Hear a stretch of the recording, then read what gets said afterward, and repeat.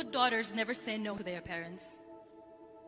My father wanted me to get married, and all I said was, if that makes you happy, I'll say yes. And of course, it was never a happy marriage. Just about after 2 years of getting married, about 9 years ago, I met a car accident. Somehow my husband fell asleep and the car fell in the ditch. He managed to jump out, saved himself. I'm happy for him. But I stayed inside the car and I sustained a lot of injuries. The list is a bit long. Radius ulna of my right arm were fractured. The wrist was fractured. Shoulder bone and collarbone were fractured. My whole rib cage got fractured. But that injury that changed me and my life completely was the spine injury. Many people came to rescue. They gave me CPR. They dragged me out of the car. And while they were dragging me out, I got the complete transection of my spinal cord. Those 2.5 months in the hospital were dreadful. I was at the verge of despair. One day, doctor came to me and he said, well, I heard that you wanted to be an artist, but you ended up being a housewife. I have a bad news for you. You won't be able to paint again. Next day, doctor came to me and said, your spine injury is so bad, you won't be able to walk again. I took a deep breath and I said, it's all right. Next day, doctor came to me and said, because of your spine injury and the fixation that you have in your back, you won't be able to give birth to a child again.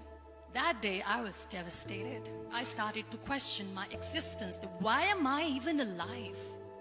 So what kept me going was, one day I asked my brothers, I know I have a deformed hand, but I'm tired of looking at these white walls in the hospital and wearing these white scrubs.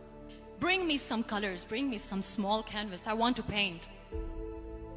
So the very first painting I made was on my deathbed, where I painted for the very first time. What an amazing therapy it was. Without uttering a single word, I could paint my heart out. I could share my story. People used to come and say, what lovely painting, so much color. Nobody could see the grief in it. Only I could. And that day I decided that I'm going to live life for myself. I am not going to be that perfect person for someone. I am just going to take this moment and I will make it perfect for myself. That I'm going to fight my fears. So I wrote down one by one all those fears. And I decided that I'm going to overcome these fears one at a time. You know what was my biggest fear? Divorce. But the day I decided that this is nothing but my fear, I liberated myself by setting him free. And I made myself emotionally so strong that the day I got the news that he's getting married, I sent him a text that I'm so happy for you and I wish you all the best. And he knows that I pray for him today. Number 2 was, I won't be able to be a mother again. And that was quite devastating for me. But then I realized there are so many children in the world, all they want is acceptance. So there is no point of crying, just go and adopt one. And that's what I did.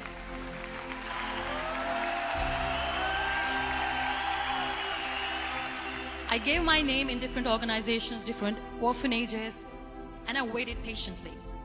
2 years later, I got this call from a very small city in Pakistan. I got a call and they said, are you Muniba Mazari? There is a baby boy and would you like to adopt? I could literally feel the labor pain. I said, yes, I am going to adopt him. I am coming to take him home. And that day, I was 2 days old, and today he's 6. You know, when you end up being on the wheelchair, what's the most painful thing? People think that they will not be accepted by the people because we, in the world of perfect people, are imperfects. So I decided to appear more in public. I started to paint. I have done a lot of modeling campaigns. I decided that I'm going to join the national TV of Pakistan as an anchor person. I became the National Goodwill Ambassador for UN Women Pakistan, and now I speak for the rights of women, children. I was featured in BBC 100 Women for 2015. I'm one of the Forbes 30 under 30 for 2016. So when you accept yourself the way you are, the world recognizes you. It all starts from within. We have this amazing fantasy about life. This is how things should work. This is my plan. It should go as per my plan. If that doesn't happen, we give up. I never wanted to be on the wheelchair. Never thought of being on the wheelchair. This life is a test and a trial, and tests are never supposed to be easy. So when you are expecting ease from life, and life gives you lemons, then you make the lemonade, and then do not blame life for that. It is okay to be scared. It is okay to cry. Everything is okay, but giving up should not be an option. They always say that failure is not an option. Failure should be an option, because when you fail, you get up, and then you fail, and then you get up, and that keeps you going. Embrace each and every breath that you are taking. Celebrate your life. Live it. Don't die before your death. Real happiness lies in gratitude. So be grateful, be alive, and live every moment.